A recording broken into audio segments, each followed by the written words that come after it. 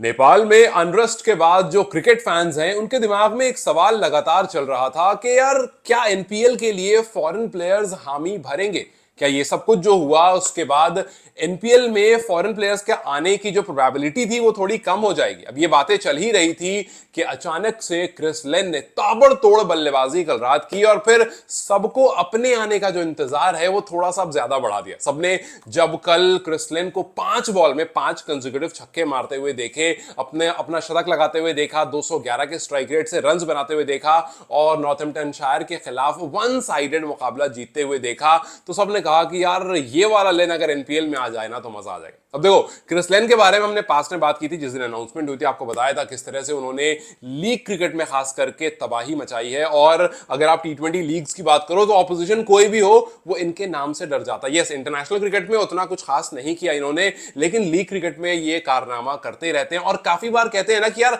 आप जब बहुत कुछ करके छोड़ देते हो तो लोग उसको भूलने लगते हैं, तो हर कुछ दिन के बाद उसको अपडेट करना जरूरी होता है और क्रिस लेन ने वही अपडेशन करा। और हद बात यह है कि वो जो 5 छक्के लगाए हैं वो सारे स्पिनर्स को लगाए। अब स्पिनर्स की बात क्यों कर रहा हूं मैं, क्योंकि जब आप नेपाल प्रीमियर लीग में आओगे तो वहां पर ज्यादा बोलबाला स्पिनर्स का होता है। और अगर स्पिनर्स का बोलबाला होता है और अगर क्रिस लेन उनको बैट बैट करके लंबे लंबे 100-100 मीटर के छक्के मार सकते हैं तो समझ लीजिए कि इनकी एक आध बॉल जो है वो टीयू के बाहर भी गिर सकती है। खैर, क्रिस लेन को लेकर के, इस मैच को लेकर के बात करेंगे और टीम के ओपनर्स कौन कौन होंगे, बिकॉज आपको याद दिला दूं कि पिछली बार अगर आप हाईएस्ट रन गेटर्स की लिस्ट देखेंगे तो उसमें सुदर्शन पश्चिम रॉयल्स के बहुत सारे बल्लेबाज थे और तो और सुदर्शन पश्चिम के टॉप ऑर्डर के जो बल्लेबाज थे वो वहां पर थे। चाहे आप सैफ जायद की बात करो या फिर आप मैकमिलन की बात करो या फिर आप भंडारी की बात करो, विनोद भंडारी, वो सब टॉप रन गेटर्स की लिस्ट में थे। तो भैया सुदर्शन पश्चिम रॉयल्स का जो टॉप ऑर्डर था वो पहले ही बहुत स्ट्रांग था। अब आपको क्रिस लेन को उसमें एडजस्ट करना है। अब क्रिस लेन जो है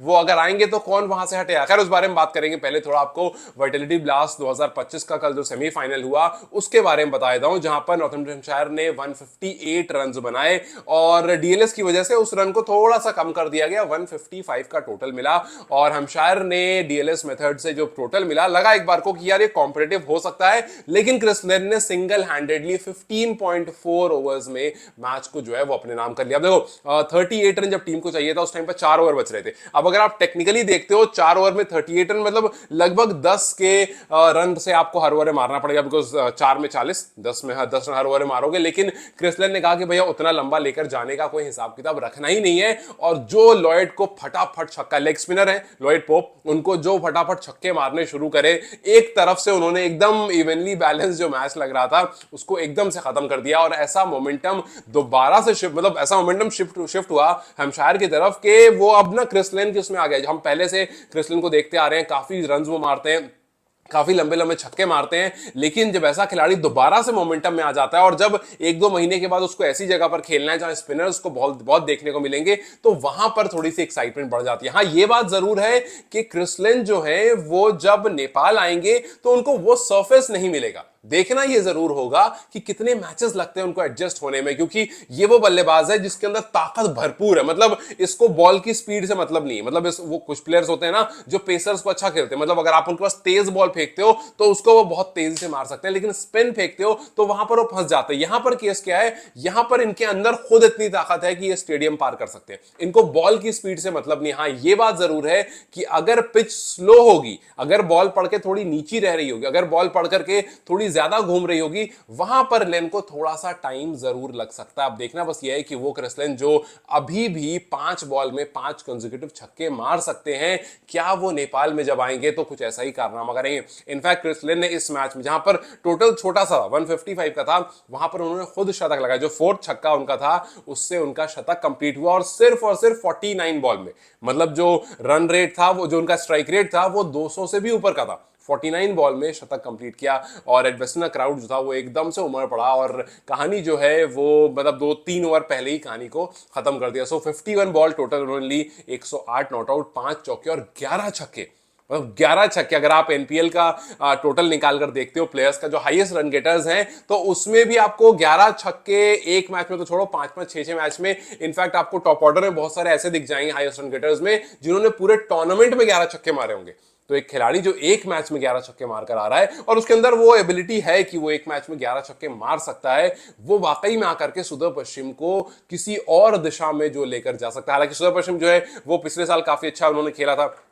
फाइनल्स में आए थे, फाइनल्स में अच्छा रन भी किया था, लेकिन इवेंचुअली उस मैच को वो जीत नहीं पाए थे। लेकिन दे नीड समवन जो इस तरह की स्ट्राइकिंग कर सके, जो इतनी जबरदस्त बल्लेबाजी करे, जो आकर के वो टी20 का जो टिपिकल क्रेज है जो हमें लास्ट टाइम एनपीएल में देखने को मिला था, अच्छा टूर्नामेंट रहा था, लेकिन वो क्रेज थोड़ा सा और उसको बढ़ा सकता है अगर सीजन 2 में आकर के क्रिस लिन ने अपनी जो इनसैनिटी है, इनसैनिटी जो उनकी है, उसको आकर के वो वहां पर दर्शाएंगे। अगर आप अब टीम की बात करो, जैसे ठीक है क्रिस लिन इस टीम में आ गए, लेकिन अब कहानी है कि ये टीम और कैसे दिख रही है। देखो इस टीम में मैंने आपसे पहले ही बात की थी, इस टीम में कुछ बड़े बड़े नाम हैं, जैसे इस टीम में obviously Dipendra Singh Airee, Airee must be very happy, क्योंकि आयरी को अगर इस तरह का स्टार्ट मिलेगा तो आयरी जो है वो अपने घर पर तो खैर बढ़िया खेलते हैं और पिछले सीजन में उन्होंने बढ़िया खेला था, बहुत बेहतरीन बल्लेबाजी की थी, अच्छी गेंदबाजी की थी और ऑल टुगेदर वो काफी अच्छा प्रदर्शन रहा था उनका। तो अब देखना यहां पर यह है कि आयरी के साथ जब ये खिलाड़ी जुड़ता है तो और कैसी बन जाती है टीम। इस टीम में ईशान पांडे के बारे में हमने बात की थी, हाल फिलहाल में भी ईशान ने अच्छी परफॉर्मेंस की थी, सो ईशान पांडे काफी क्रूशियल रोल प्ले करेंगे। इस टीम में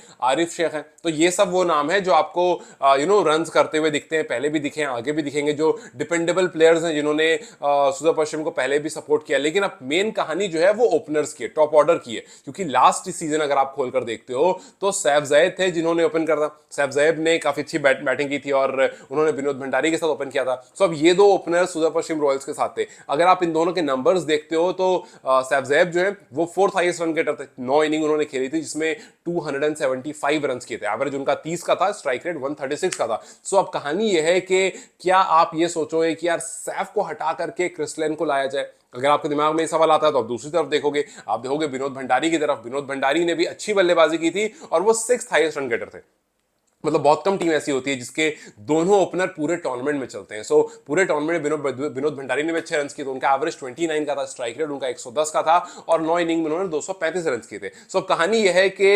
एक खिलाड़ी जिसका एवरेज 30 के आसपास का है, दूसरा जिसका एवरेज 29 का है, एक का स्ट्राइक रेट 136 का है, दूसरा का 110 का है। सो अब यहां पर वो सवाल जरूर है कि क्या टीम ऐसा सोचेगी कि यार हम क्रिस लिन को अगर ऊपर लेकर आते हैं तो सबसे पहली चीज जो टीम में बेहतर हो सकती है वो हो सकती है स्ट्राइक रेट की, मतलब पावर प्ले का जो इंपैक्ट होता है, जो बल्लेबाज इंपैक्ट छोड़ता है पावर प्ले में, जो रन आते हैं वो थोड़े से जल्दी हो जाएंगे और वो किसी भी टीम को चाहिए होता है। हाँ ये बात जरूर है कि वो वहां पर आकर के कितनी जल्दी एडजस्ट करेंगे ये अभी देखने वाली बात होगी कि क्या उनको 1-2 मैच लगेगा या वो पहले मैच से ही इस प्लानिंग से आएंगे कि भाई मैं जहां जा रहा हूं उसके पिच इस तरह की है, कुछ दिन थोड़ी बहुत वो प्रैक्टिस भी कर लेंगे और फिर जब पहले मैच में उतरेंगे तो वहीं से तबाही शुरू हो जाएगी। अब देखना बस यही है, क्योंकि ये बात तो तय है कि आप क्रिस लिन को नीचे नहीं लाना चाहोगे। क्रिस लिन अगर आएंगे तो वो टीम के लिए ओपन ही करेंगे। बस अब ये है कि आप विनोद भंडारी के साथ करोगे या सैफ जैब के साथ करोगे, मोस्ट प्रोबेबली आप सैफ जैब के साथ करोगे और भंडारी को हो सकता है आप थोड़ा सा नीचे आते हुए देखो। बस यही वो कॉल है जिस पर सुदर्शन पश्चिम थोड़ा सा टाइम जरूर देगा, लेकिन क्रिस लिन और सैफ अगर ये दोनों उतरते हैं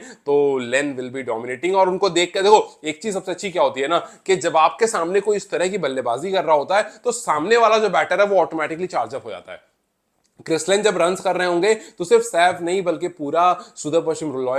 पश्चिम रॉयल्स का जो खेमा है वो पूरा रॉयल्स का जो खेमा है वो पूरा चेंज हो जाएगा। उसके अंदर की जो पूरी मेंटालिटी है वो चेंज हो जाएगी। इनफैक्ट सामने वाली टीम भी जो है वो चार्ज अप हो जाएगी। अक्सर हम इस चीज को देखते हैं कि अगर आपके सामने 200 का टोटल लगता है तो बहुत कम ऐसा होता है कि टीम 120-130 बॉल आउट होती है। मोस्ट प्रोबेबली ऐसा ही होता है कि 200 के टोटल पर टीम जो है 180-190 तक पहुंचती है, तो उसके सामने जब टोटल बड़ा होता है तो वो उस चीज को करने में सक्सेसफुल होती है। तो ये सारा माइंड का खेम है, सारा गेम जो है वो मेंटालिटी का है कि भाई अगर आपके सामने एक बल्लेबाज आकर के कुछ इतनी ताबड़तोड़ बल्लेबाजी करेगा तो सामने वाले को लगेगा कि यार जब वो कर सकता है ना तो हम भी कर सकते हैं। तो इस तरह से कुछ बड़े प्लेयर्स अगर एनपीएल में आएंगे अभी, क्योंकि फॉरेन प्लेयर्स के आने की बात जो है वो पूरी तरह से अभी हुई नहीं है, अभी और भी प्लेयर्स हैं, इनफैक्ट अभी सारे ही प्लेयर्स रह रहे हैं, अभी अनाउंसमेंट सिर्फ लेन का हुआ है। सो अभी धीरे धीरे देखना है कि और कौन ऐसे बड़े प्लेयर्स आते हैं और कौन ऐसे T20 के महारथी आते हैं जो एनपीएल को आकर के बिल्कुल चेंज कर सकते हैं। यस टाइम ठीक ठाक जरूर है और मुझे नहीं लगता है कि ज्यादा फर्क पड़ेगा। हाँ, ये जरूर हो सकता है कि कुछ